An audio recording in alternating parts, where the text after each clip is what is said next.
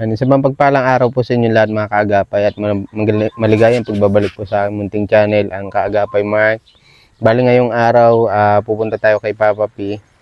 Yan, nakabili na tayo ng materyales na gagamitin sa pag-repair ng bubong ni Papa P. Ayan, may galab shoutout nga po pala kay Sir Purge ng USA. Maraming salamat po Sir Purge at God bless you always po at ingat po kayo palagi. Ayan, bababa namin ng mga materyales mga kaagapay. Ayan, kasama natin si Gian. Sana nandito si Papa P para may katulong tayo magbuhat-buhat. Ayan, bali bukas, so umpisa na rin yung paggawa ng repair ng bahay ni Papa P. Ayan, tara po.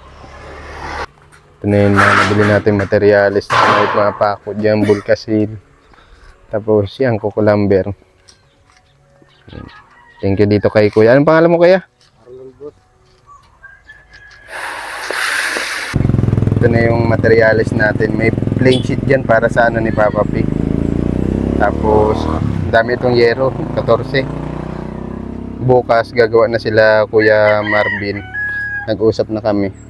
Ito pala yung mga pako, tapos may mga bulkasil dito.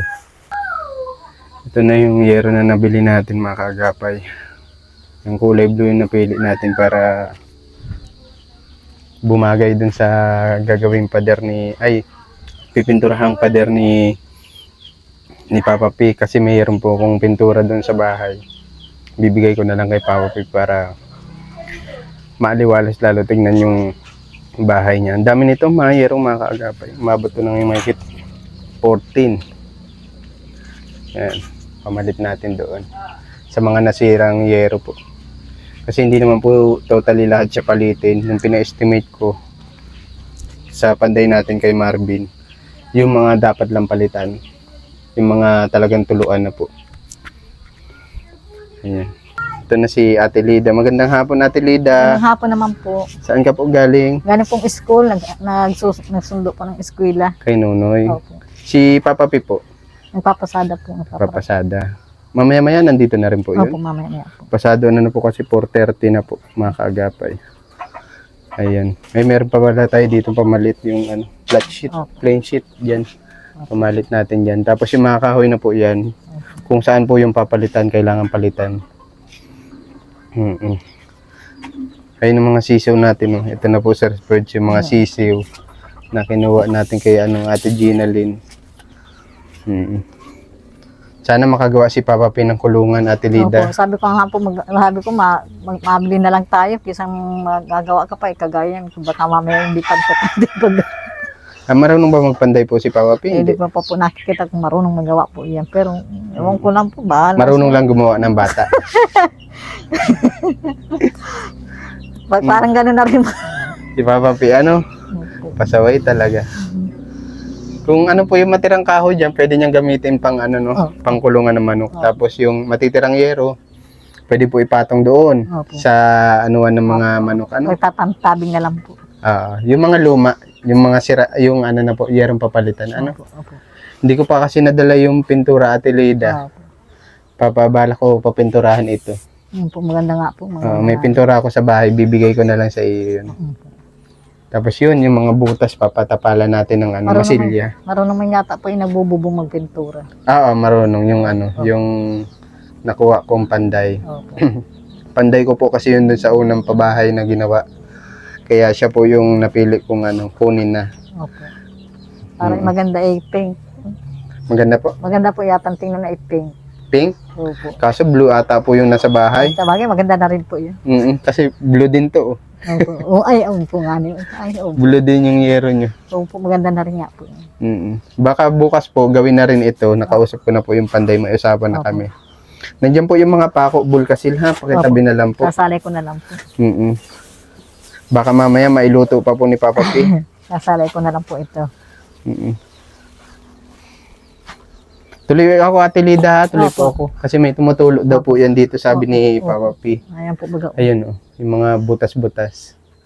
Tapos kung mapapalitan yung tawag dito, yung kahoy, may nakaready naman po tayo ng kahoy dyan. Yun, ang daming bituin. Ate Lida, Ang dami. Para kang, pag natulog ka po pala dito, para kang nakatingin sa ano po, Ay, ano pa po, parang nagkatingin ako sa bituin. between ano. Para pong kuti-kuti. May pangmasilya din po ako dun mga kaagapay yan. Papatapalan kayo sa panday. Para ano, maayos po tignan. Dito ka po Ate Lida. Medyo madilim po dyan. Opo. Paano po si Ella po? Ay, nasa Maynila po yun. Pero papadalhan ko na lang po yun kahit lang ano. Kasi may pinapabigay dito si Sir Purge, saglit lang po ha, para daw po ito kay Ella. Opo. Ang balak mo ipapadala na lang po. Papadalhan ko na lang po para hindi wala. May allowance po Opo. siya. May pang- Okay. Saglit lang po ha. pangkain. Ito po Ate Lida, kay Ella. Kay Ella pala. Opo. Papadala nyo na lang po. Opo, Ano? papadala ko na lang po. Yan. Tapos ito pong 1,000. 1,000 para daw po sa iyo. Sa iyo po ito ha. Nahihiya na po ako. Maraming salamat po. 1,000 lang po. Yan. Tapos itong 1,000 kay Papa P. Opo. Siguro makakagawa na siya kulungan yan. Opo, makakagawa na po yun. Papagawain ko na lang po. Dapat marunong siya magpanday at di ko naman sa dapat sa mga lalaki kahit papaano may alam sa mga gawaing bahay po Opo. yung simpleng pag-repair lang. Opo. Sana kayanin ni Papa P. Papagawa ko talagang Isa rin- na ako dyan. Isa rin po yan sa hamon ni Sir Purge sa kanya. Opo. Ano? Maganda nga po yung Para hindi na tayo magbayad sa panday. Siya na lang po Siya na lang po talagang papa. Bibili lang naman po yun ng chicken wire. Chicken wire po ang tawag doon yun sa kulay green, Opo. 'di ba?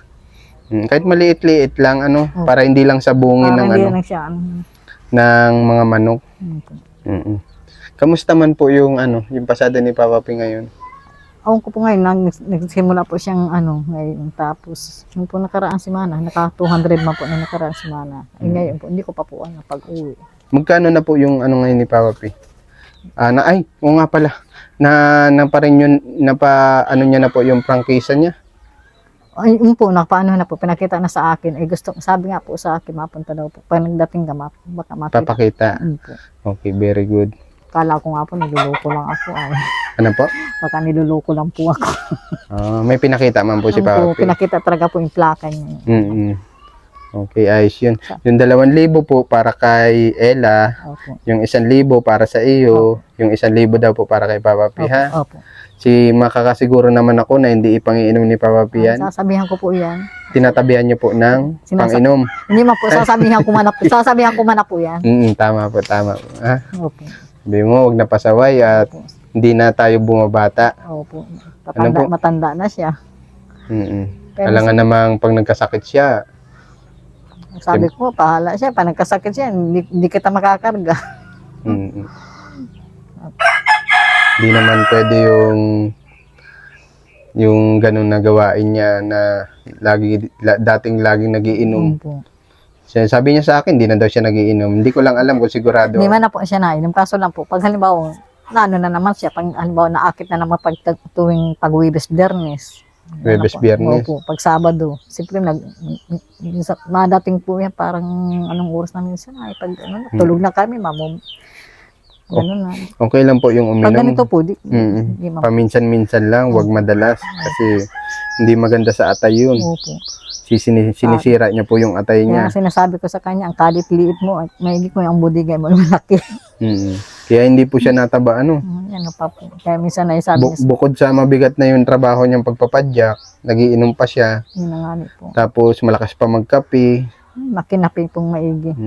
Minsan nga nakita ko yan si Papa P sa vlog. Kumakain, hindi niya nang inunguya. Ganun talaga kumain po si Papa P. Parang ninulubod. Oo, para siyang alam mo po yung sawa.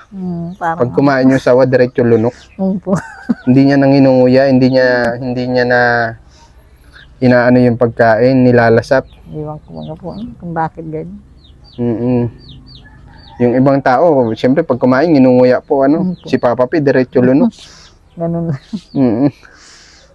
Basta. Ayun lang Ate Lida, bukas baka maaga magpunta yung panday po dito. Opo. Ready na lang din po kayo. Opo. Maaga po yung pupunta dito at gagawin na po yung bahay Opo. especially yung bubong nyo po. Opo. Gagawin na po para pag tagulan ayos na kayo dito. Wala na masyadong po Para problemahin. di na mamumurlima. Mm. Na ano nga po ako pa nakakaralat. May message po kayo kay Sir Ferds? Sir Perch, maraming salamat po sa ibinigay niyo sa akin biyaya. Sana po tuloy-tuloy pa po. Marami pa po sa inyong dumating na blessing. Sana po, lagi ko po kayo pagpe-pray. Na ano na po ako sa inyo. Sobra-sobra na po yung mga binibigay niyo sa akin, sa mga anak ko po. Ayan po, yung pagpipray ko po kayo lagi. Mahal na mahal ko po kayo. Mag-iingat po kayo. Ingat po kayo palagi. Yun lang po. Salamat Ate Lida ha. Opo. Mamaya, kung may ayusin man si Papa P po dito, bahala na siya, ano, igilid niya po yung mga kahoy at binuhat naman na po namin, ano. Opo. Hindi na nga po ako nakatulong. Pakisabi na lang po kay Papa P ha, Opo, pakamusta na lang po Opo. ako.